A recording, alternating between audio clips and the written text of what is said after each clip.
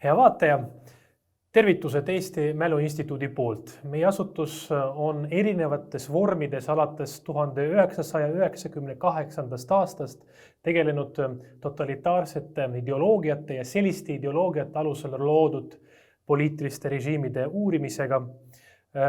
Väga paljude tegevuste seas on tegelikult meil käsil ka Tallinnas asuva endise Patarei vangla muuseumi projekt. Selle nimetus saab olema rahvusvaheline kommunismi ohvrite mälestusmuuseum. See tähendab seda, et me peame väga oluliseks nii Eesti kui ka rahvusvahelise auditooriumi teadmiste parandamist kommunistlike režiimide ajaloo osas. Sest kahjuks kommunismi ohvrite häält tihtipeale ei ole avalikus diskussioonis nii palju kuulda, kui võiks see olla.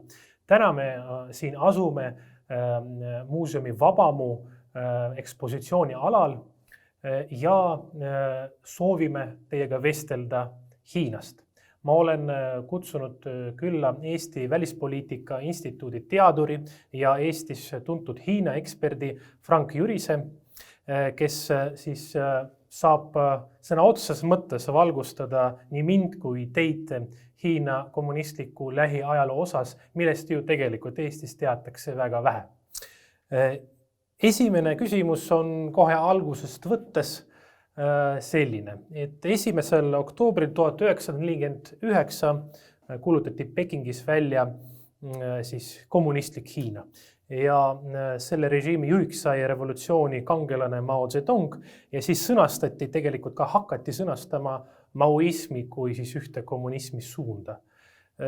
Mis see maoism tegelikult tähendas ja millised olid selle ideoloogilise suuna peamised printsiibid?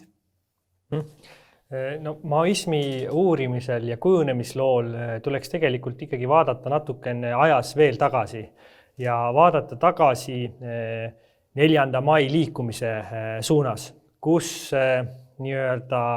Mao Zedong ise oli osaline ja vaatas väga kõrgelt nendele ideaalidele ja oli uhke oma osaluse üle. Ja seal võib siis tähendada või sellel ajal väga aktiivselt levinud otsinguid, kuidas tugevdada Hiinat, kuidas tugevdada Hiina suveräänsust, sest teadupoolest Hiina oli pikka aega võõrvõimude mõjutada, tõmmata ja lükata, koloniaalvõimude eelkõige. Ja sealt need otsingud, milles siis eelkõige olid osalised noored inimesed, kes olid saanud haridust esimeste põlvkondadena lääne õppemeetodite järgi ja olid ka kokku puutunud lääne mõttevooludega, pragmatism, sotsialism, liberalism, siis nendest arengutest mõjutatuna nad otsisid ka Hiinale teed, kuidas taastada Hiina enneaegne hiilgus. Aga sellele vastukaaluks olid ka konservatiivse mõtteloo esindajad, kes nägid Hiina võimsuse taastamist eelkõige siis ikkagi Hiina enda traditsioonidest lähtuvalt ja tuginesid siis Hiina enda filosoofilisele traditsioonile ja mõttelaadile. Ja need sündmused või need arengud tegelikult olid väga oluline osa Mao Zedongi kujunemisloos ja tema mõtte arenguloos. Kuid jah, lõplikult ta jäi ikkagi püsima või lõi välja või aja jooksul kujunes välja siis Mao enda nägemus kommunismist, mida siis kutsutatakse maoismi nime all. Ja vahest kõige olulisema erinevusena või olulise aspektina, mida välja tuua on, et Mao kohandas kommunismi siis enda Hiina reaalsustele vastavaks. Et Hiinas sellel ajal oli ikkagi ei olnud see tööstussektor ja töölised nii suur osa ühiskonnast, keda oleks saanud mobiliseerida ja kes oleks pidanud siis uut Hiina ühiskonnakorraldust üles ehitama hakkama, et Mao nii-öelda kõige olulisem võib-olla erisus, mis ta tegi, oli lähtuvalt siis just talupoegade mobiliseerimine, talupoegade ideoloogiline nii-öelda harimine. Mao tihti võrdles iseennast õpetajana, rahvaõpetajana, kes siis näitaks või näitab oma alamatele ideoloogilist suunda. Aga kui ma ei eksi ja vabandust, et see ajalugu ja nii-öelda Nõukogude Liidu ajalugu ei ole minu tugev punkt, aga ka kommunismi kujunemisloos ja selle juurte juures läänes olid oluline roll just töölistel, aga ka Venemaa realiteet või olukord tegelikult ei vastanud ju otseselt selle kommunismi sünnipaiga või siis lääne arenenud tööstusrevolutsiooni läbi teinud ühingute arengule, et väga raske on nii-öelda tõmmata väga sellist kindlat joont ja öelda, et millal on tegemist sellise ortodoksse kommunismiga, ja sest revolutsionäärid, olgu need siis Venemaal või Hiinas, pidid ideoloogiat kohandama vastavalt reaalsusele, kus nad elasid ja kus nad toimetasid. Ma ei tea, kas see paralleel on üldse kohane, aga näiteks bolševistlik revolutsioon Venemaal 1917 ka nii-öelda sümboliseeris totaalselt lahti ütlemist impeeriumist ja kogu sellest monarhistliku Venemaa traditsioonist, mis pärast küll tuli hiilivalt tagasi, aga alguses see oli täielik lõpparved minevikuga. Kas Hiina kommunistid samuti suhtusite vägagi eitavalt sellesse grandioossesse imperialistlikku Hiina pikka ajalukku või siis nad nägid ennast hoopis selle jätkajatena uuel kujul? Väga hea küsimus.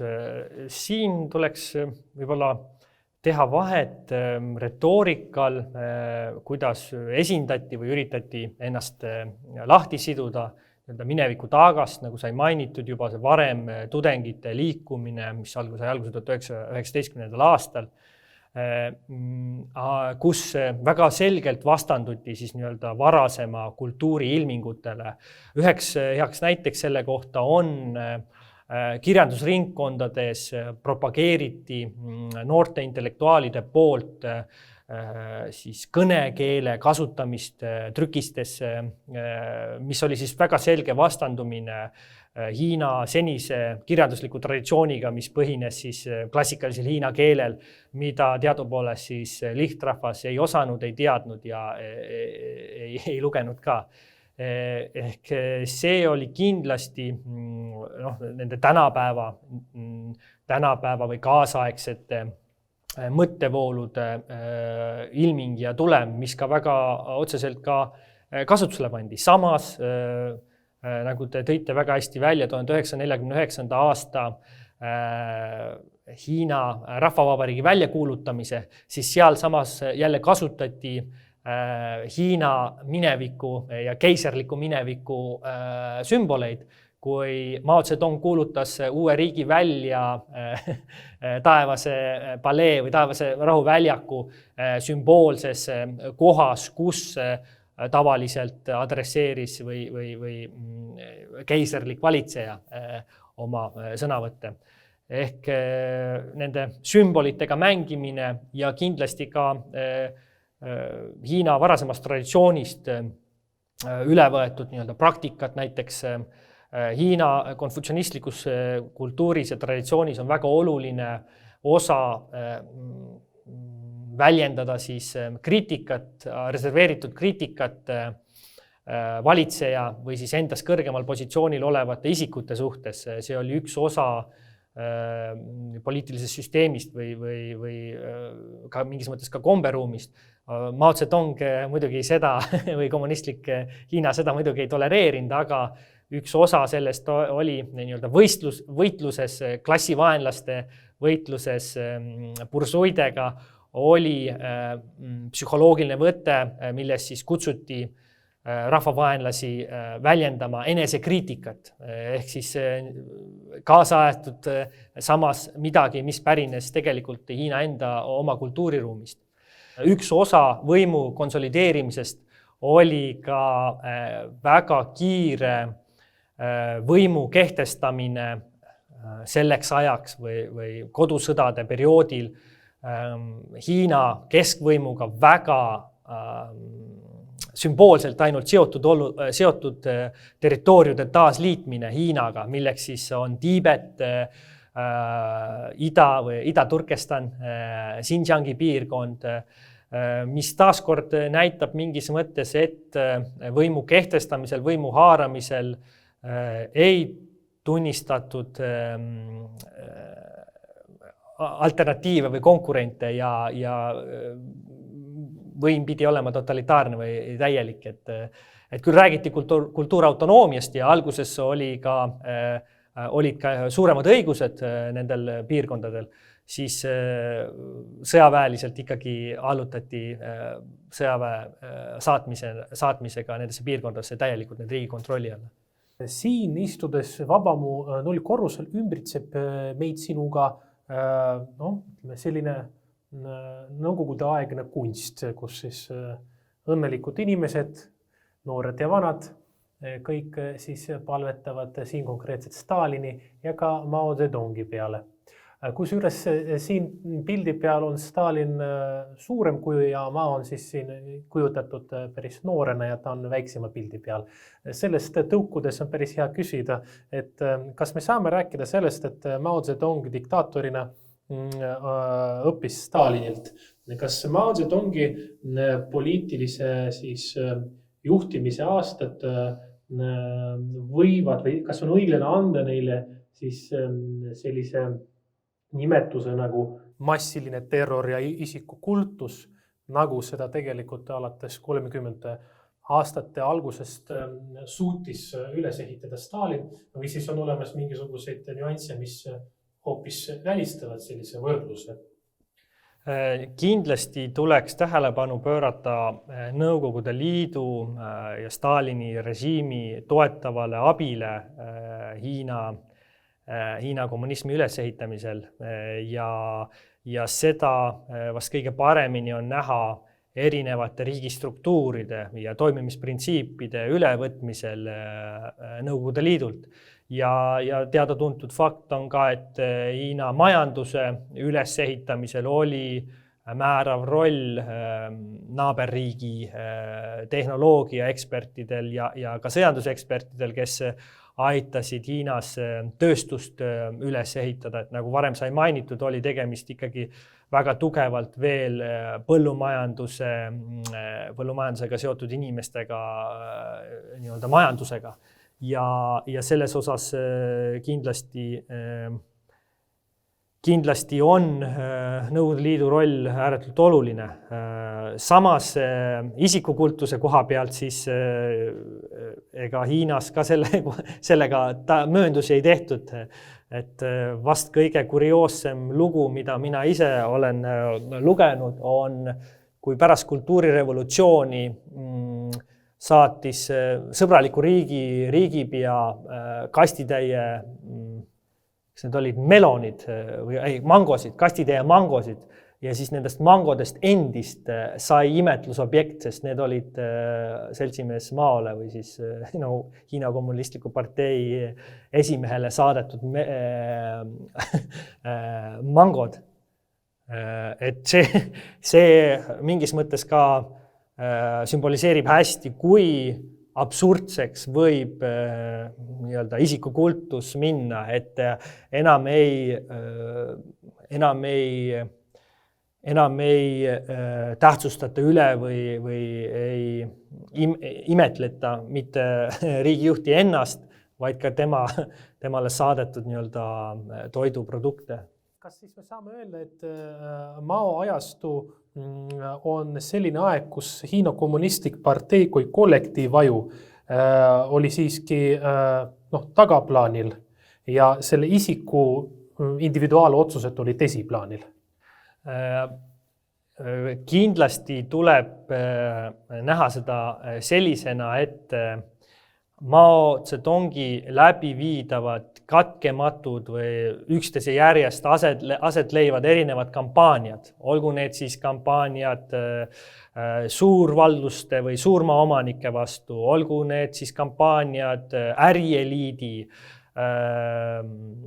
tagurlike jõudude vastu parteis, need kindlasti häirisid tugevalt Hiina kommunistliku riigivalitsemisaparaadi normaalset toimimist ja paljuski sõltusid ja olid mõjutatavad Mao Zedongi kampaaniatest ja mis tõid kaasa ka väga palju sisemist võitlust ja võimuvõitlust, mis taaskord lõhestas Hiina kommunistlikku parteid. Et seda tuleb kindlasti silmas pidada, aga samas Hiina riigi loomise või Hiina Rahvavabariigi loomisel tuleks kindlasti ka tähelepanu pöörata sellele, kui osavalt Hiina kommunistid siis hõlmasid erinevaid ühiskonnagruppe ja selle kohta on nii-öelda sellest ajast veel tänase päevani eksisteeriv poliitiline institutsioon nagu poliitiline konsultatiivkonverents, kus siis võib-olla paljudele on see teadmata fakt, on esindatud ka 8 väikest demokraatlikku parteid. Ja nad tegutsevad Hiina territooriumil. Nad tegutsevad Hiina territooriumil ja nad on osa valitsemissüsteemist, et see konsultatiivkonverents on eelkõige siis nii-öelda nõuandev organ, et tal ei ole otsest seaduseloome võimekust, mis kuulub siis rahvakongressile. Aga see on hea näide selle kohta, kuidas võimu kehtestamiseks ja oma võimu legitimeerimiseks kasutati ära võimalikult palju erinevate ühiskonnakihtide esindajad, et sinna kuulusid erinevad ametiühingud, religioossed ühendused, sinna kuulusid nagu eelpool mainitud demokraatlikud väikeparteid. Tegelikult me täna teame, et ega neil tegelikku poliitilist jõudu ja võimekust ei ole, suuresti jälgivad nad Hiina kommunistliku partei diktaati, aga see lüke aitas mingis mõttes ka legitimiseerida neid väikeparteisid, andes neile võimaluse või nii-öelda institutsionaalse rolli Hiina poliitilises maastikul, aga samas erinevate gruppide kaasamine andis võimaluse Hiinal jätta muljest endast kui mitte ainult Hiina kommunistide esindajast, vaid et neil on suurem ja laiem kõlapind terves ühiskonnas. Mis iseenesest ei ole, ma arvan, teile mingisugune suur uudis, sest Nõukogude Liidus, ma saan aru, see on Leninilt üle võetud selline nii-öelda lähenemine, kuidas luua sidemeid nii-öelda vastaspoolega ja nende abil siis neid üksteise vastu välja mängides ise konsolideerida ja tugevdada oma võimu. Ja seda sama taktikat kasutati ka Hiina kodusõjas võitluses siis oma rivaali Kuomintangi rahvaparteiga kui ka siis ka võitluses Jaapaniga, kus tihtilugu loodi ühisrinne võitluseks Jaapaniga, Kuomintangiga või rahvaparteiga või rahvusparteiga. Aga samas lekitades niisugust olulist sõjalist infot jaapanlastele, kes siis selle tulemusel hävitasid näiliselt partnerluses olevaid Hiina nii-öelda opositsioonijõudu kommunistlikule parteile. Alguses, nagu näitab ajalugu, on peaaegu kõik siis vägivallaga võimule tulnud kommunistlikud režiimid on alustanud selliseid väga rumalaid katsetusi, teinud hulganisti vigu ja selles tungis esile kutsuda koheselt see muutus, mis peaks viima ideoloogilise unelma täideviimisele. Et selles suures tuhinas tegelikult väga paljud inimesed jäid oma kas varast ja tervisest ilma, aga veelgi rohkemat oma elust ilma. Ja Hiina ei ole siin mingisugune erand selles kontekstis. Ma tahaks küsida nüüd selle kommunistliku Hiina ajaloo verisemate külgede kohta. Nimelt ilmselt kõik inimesed on kuulnud suurest Hiina näljast. mida osaliselt kutsus esile ka suur kampaania, agraarreform, mida siis Mao Zedongi siis valitsus välja kuulutas. Oleks väga huvitav teada saada, milles see agraarreform ja üldse selline nagu kommunistliku Hiina valitsuse agraarlähenemine oli. Miks selline nälg siis esile kutsuti? Erinevatel hinnangul kuni 50 miljonit inimest, me täpselt ei tea, need tegelikult numbrid erinevates allikates varieeruvad siin alates põhimõtteliselt 36 kuni 50 miljonini. Mis selle nälja taga oli, mida me ka teame enam-vähem siin läänes, ja kas saab öelda, et see oli osalt kavatsetud või see on hoopis mingisugune tööõnnetus? Siin tuleks tähelepanu pöörata sellele, selle sündmuste eellugu on see, et esimene 5 aastat plaan 58 kuni, see oli teine, 53 kuni 58 oli väga edukas. Sellel ajal ei olnud suuri loodusõnnetusi, üleujutuste, põuade näol, liigkuivuse põhjustatud ja sellel ajal põllumajandustoodang kasvas. Ja Mao Zedong sellest edust tiivustatuna arvas, et oleks sobilik läbi viia siis selline suur arenguhüpe, nagu tal meeldis omaselt riiki juhtida erinevate kampaaniate, massikampaaniate näol, siis poolt mainitud suur hüpe edasi oli siis järjekordne üks sellistest plaanidest, kuidas, kui ma eksi, siis 15 aastaga jõuda järgi ja minna mööda Suurbritanniast näiteks terase tootmises. Nad võrdlesid ennast Suurbritanniaga? Jah, et sellel ma arvan on selline ajalooline, et Briti impeerium oli Hiinas dominantne suurjõud, kas või Hongkongi näitel, Hongkong kuulus näile või neil oli eriõigused Hongkongist toimetamiseks. Väga vastuoluline areng, mille kohta, või eesmärgi püstitus, mille kohta ka, ma saan aru, Nõukogude Liidu eksperdid siis hoiatasid, oli maruline tööstuse eelisarendamine, rasketööstuse just eelisarendamine. Et teadupoolest majanduses ikkagi on selline mingisugune loogiline areng sisse kodeeritud, et mõistlik oleks alustada tööstuse arendamist esmatarbekaupade tootmisest. Et esmatarbekaupadest, tankide, põllutöömasinate tootmiseni, see on ikkagi mingisugune teatud arenguprotsess on vaja läbi teha, et esmatarbekaupude tootmises loodud teadmised ja võimekused loovad aluse siis keerulisema tehnika tootmisele.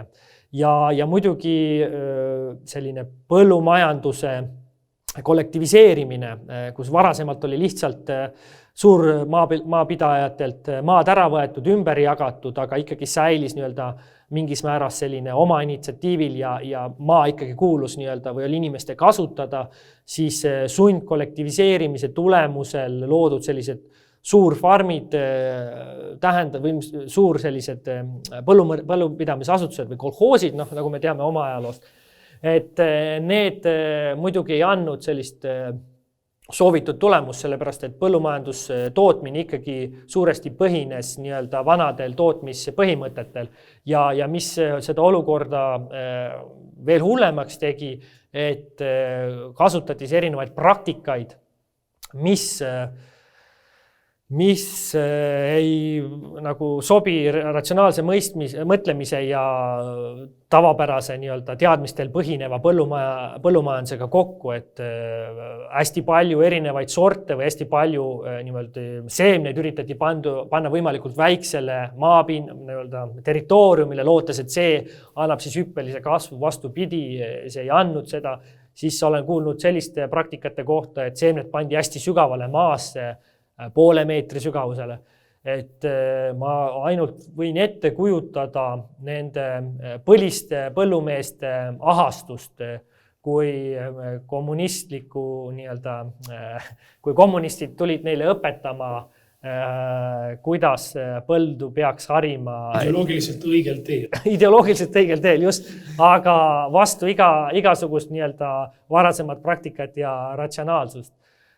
Ja noh, kuna tegemist on ikkagi totalitaarse režiimiga, siis ja nagu varem sai mainitud, Mao isikukultus, siis nende andmete, nii-öelda põllusaaduste andmete raporteerimine kohalikult omavalitsuse tasandilt kõrgematele tasanditele, provintsini kuni siis keskvõimudeni, tähendas siis seda, et see statistikat moonutati ja võimendati üle neid numbreid, et noh, 5-aastaku plaan katsuti täita võimalikult kiiresti, näidata, et ette pandud eesmärgid on ületatud suuremas korras, aga tegelikkus oli see, et inimestel maapiirkondades võrreldes linnainimestega oli nälg juba varsti nii-öelda majas ja sinna veel aitasid kaasa siis ka rasked keskkonnaolud, mida hiljem on siis ka Mao Zedongi õigustamiseks nii-öelda esile toodud,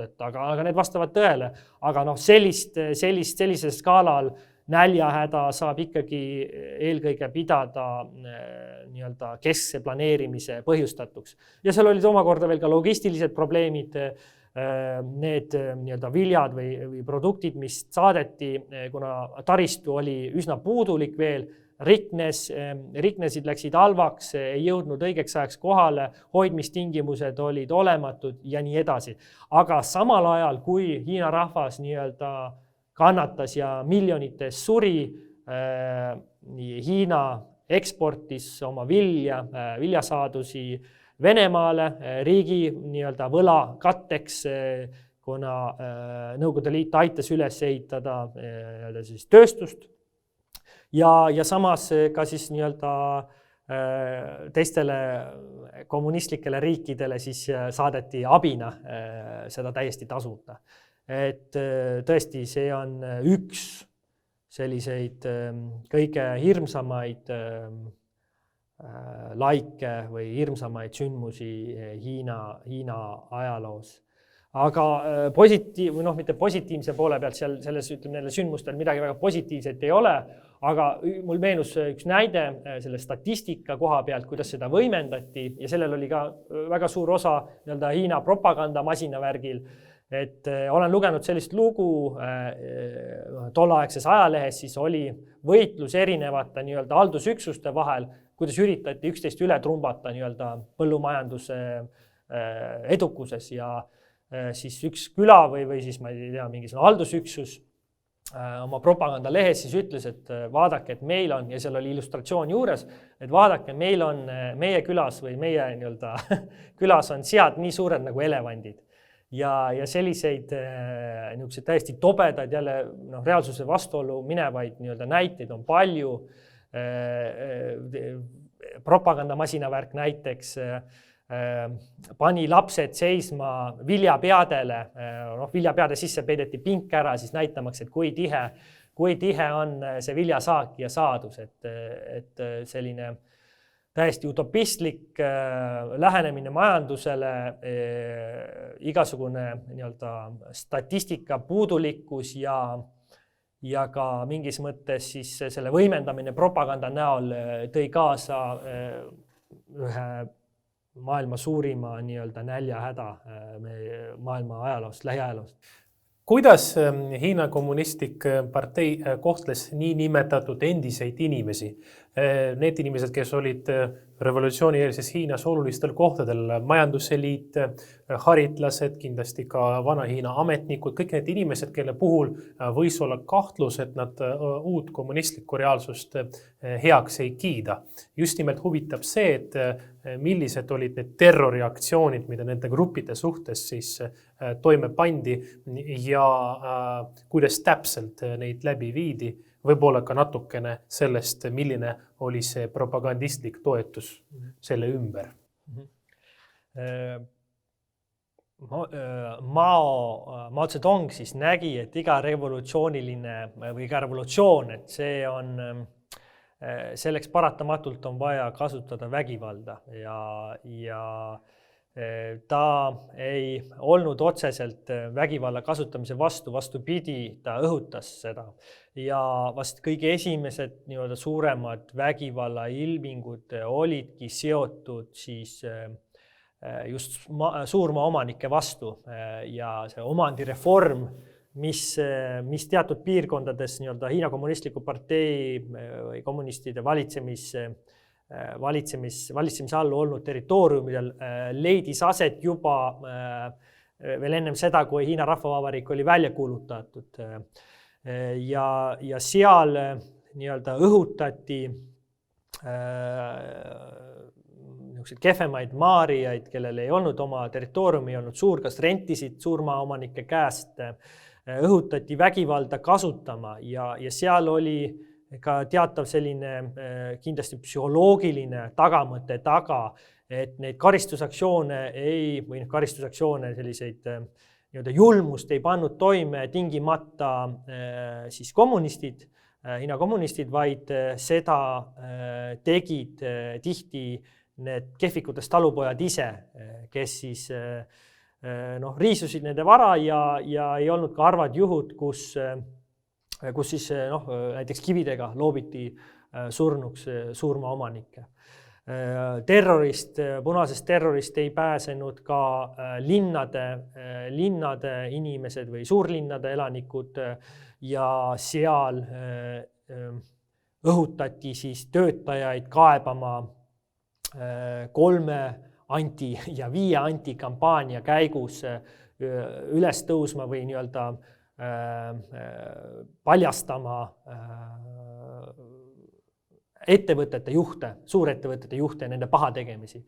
Et Shanghais näiteks oli ohtlik käia tänavatel, sest selle punase terrori tulemusel sooritasid inimesed massiliselt enesetappe ja lihtsalt tänavatel käimine võis tähendada seda, et keegi kõrghoonelt alla hüppav inimene võis enda elu lõpetamisega ka lõpetada mööda käia elu.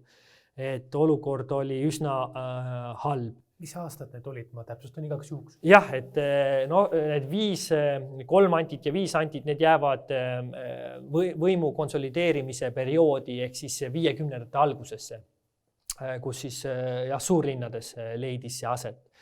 Ja vast kõige tuntum selline poliitiline tagakiusamise periood, mille tegelik eesmärk oli Mao Zedongi võimu taaskehtestamine Hiinas, oli kultuurirevolutsioon.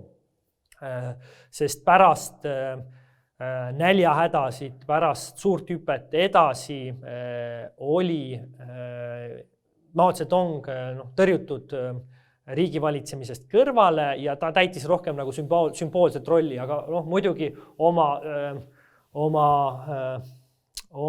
lähedaste isikute ja sidemete kaudu ta ei olnud täiesti mängust väljas.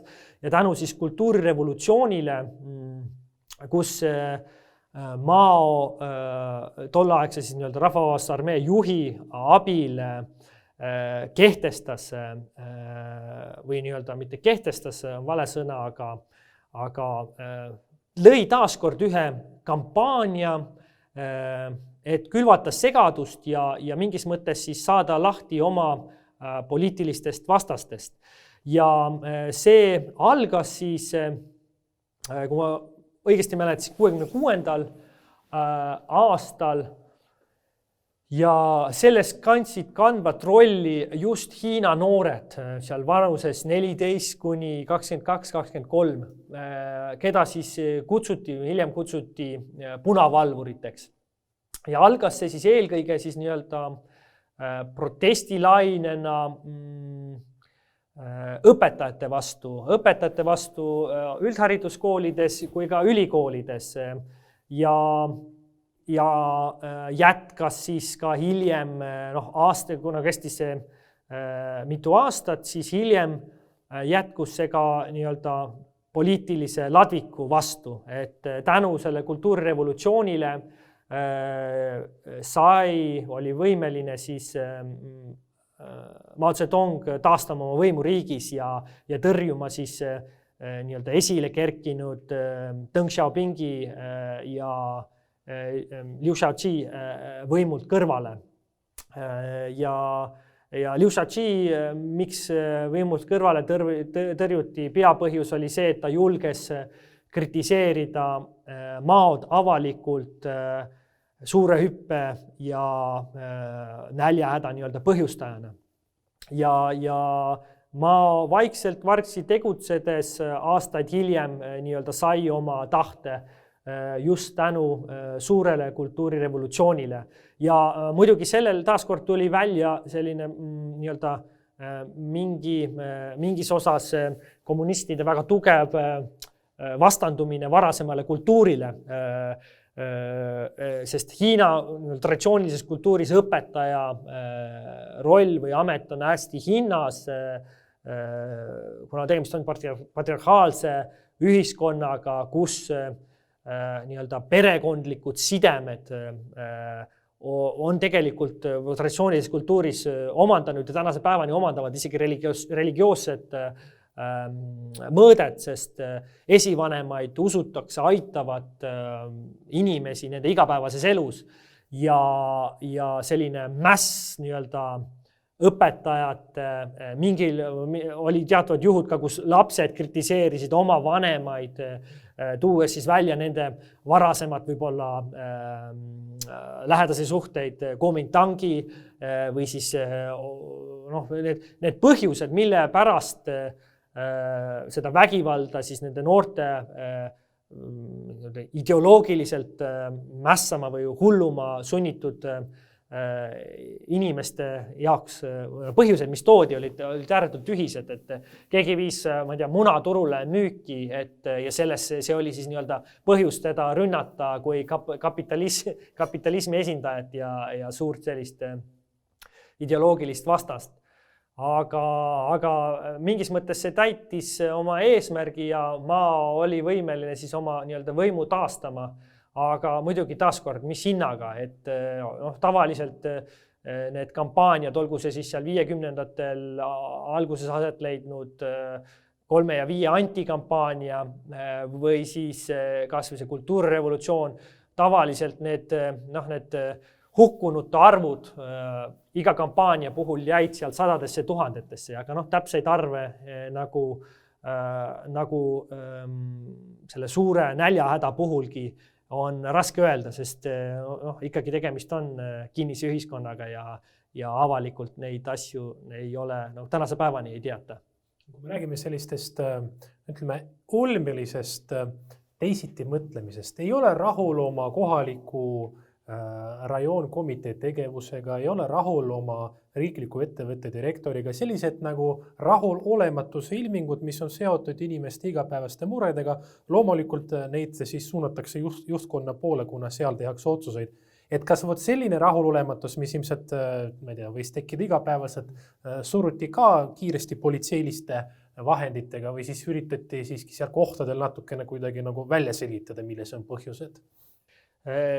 Sellest nii-öelda otsene võimu kritiseerimine, selle koha pealt on üks teine hästi tuntud kampaania, see on 100 lille kampaania, kus siis keskvõim ise kutsus üles intellektuaale nii-öelda kritiseerima, avalikult kritiseerima Hiina kommunistlikku parteid, nende võimu haaramist, nende igapäevast nii-öelda võimulolekut ja see kestis, kui ma ei eksi, siis võib-olla aasta või midagi taolist ja selle tulemusel või mis sellele järgnes, siis tegelikult need inimesed, kes avalikult nii-öelda võimu kritiseerisid, siis neid ka represseeriti, saadeti siis kas nii-öelda töölaagritesse, hukati või siis vaimselt terroriseeriti nii kaua, kuni nad sooritasid enesetapu. Ja sellised nii-öelda kultuurirevolutsioonil ka väga laialt levinud avalikud nii-öelda hukkamõistmised, kus siis inimesed pidid suure rahvamassi ees nii-öelda tegelema selle enesekriitikaga, mida sai nagu ennem mainitud ka kui ühe osana Mao sellisest maoismist, siis noh, paljud tegelikult ei pidanud sellele vägivallale, sellele terrorile vastu ja sooritasid enesetapu. Noh, mis mingis mõttes, kui vaadata neid kampaaniaid, oli ka taotluslik. Kui rääkida Hiina 70. aastate teisest poolest, siis väga mitmed allikad ütlevad, et pärast Mao Zedongi surma tegelikult hakkas Hiina kommunistlik partei kiiresti ümber hindama oma senist käitumist ja toimus teatud lahtiütlemine sellistest massiterrorikampaaniatest kui üldse poliitilisest vahendist. Kas sa saaksid, kas oled nõus, et selline kiire enesereflektsioon sees hakkas toimuma ja käitumine tõesti kiirelt muutus? Ja teine asi on see, et kas sa siis saad nagu kuidagi moodi ära märkida neid olulisi verstaposte, mida me võime ja kas me võime, on ka küsimus, nimetada Hiina järguliseks avanemiseks, sisemiseks rahunemiseks ja ka võimu leibumiseks. Kindlasti Deng Xiaoping, kui ta sai võimule, siis tema üks eesmärke oli nii-öelda vältida Mao ajal levinud isikukultuse taas tärkamist või taas kehtestamist. Ja üks 80ndate alguses siis nii-öelda uue põhiseadusega vastu võetud nii-öelda reforme oligi tehtud just selle vältimiseks ja olid määratud kindlaks valitsemise aja nii-öelda ajaline pikkus, et valitseda ei saaks nii-öelda üle siis seaduses kehtestatud sellesse piirangute. Teiseks siis ka näiteks Deng Xiaoping ise ei olnud või ei kerkinud esile või võtnud endale ametit nagu Hiina kommunistliku partei esimees, et ta tegutses nii-öelda kulisside taga.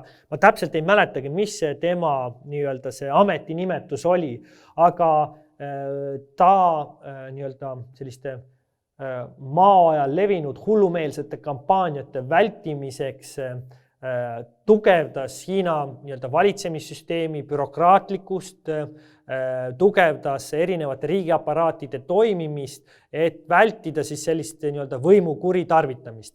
Ja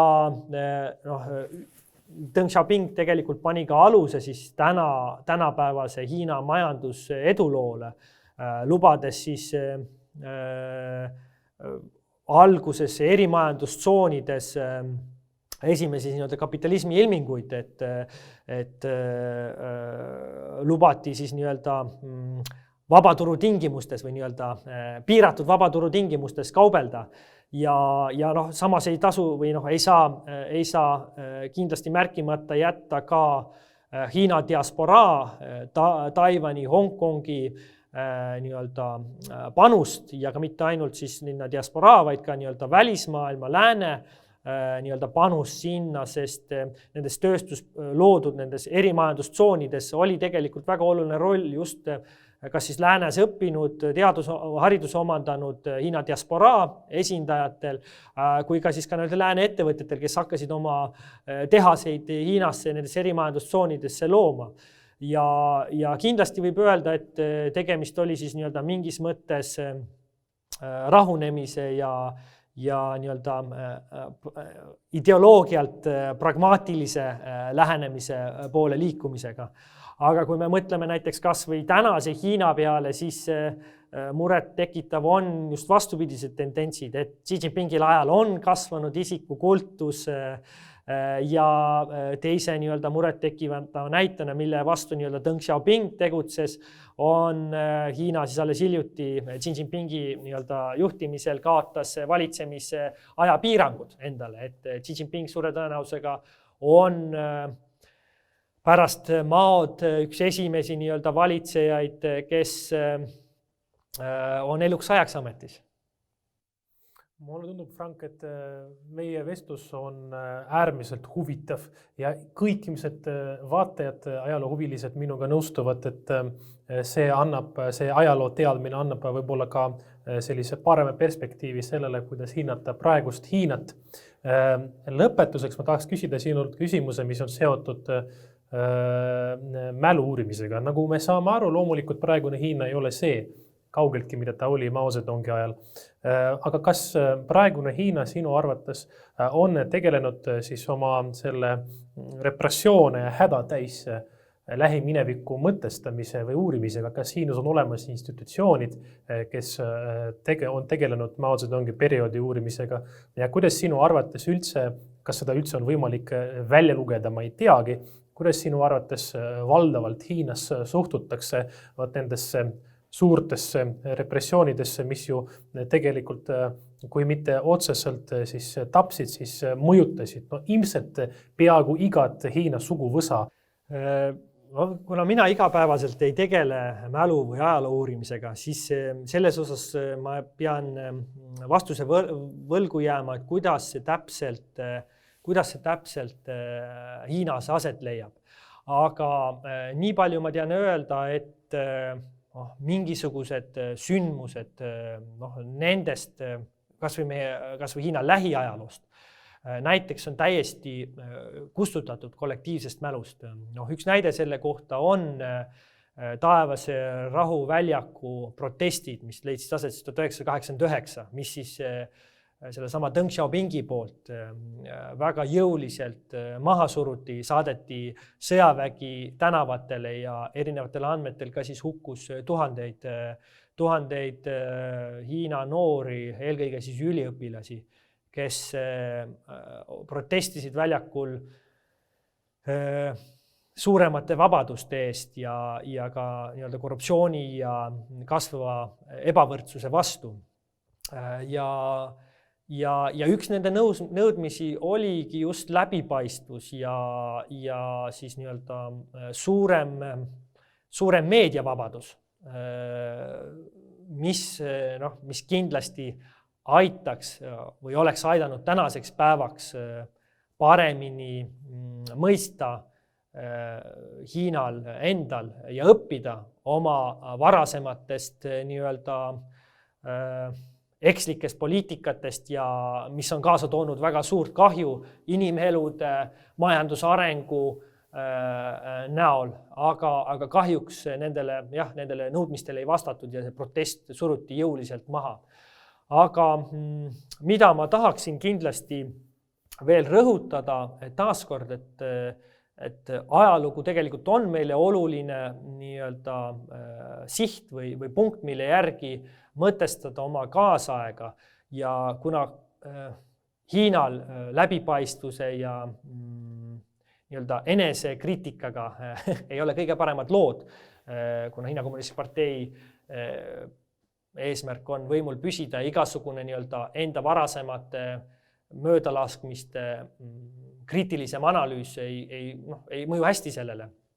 Aga samas, mida me näeme tänapäeval, endiselt on levinud mõttelaad, et inimesi on võimalik ideoloogiliselt ümber töödelda või ümber programmeerida läbi sunnitöö laagrit. Me teame, Hiina vähemused Xinjiangis kannatavad selle all, et nad on saadetud ümberõppele täiesti tühiste nii-öelda rikkumiste pärast, millel tegelikult ei ole alust ei Hiina enda seadusandlus ega ka rahvusvahelise õigusest lähtuvalt.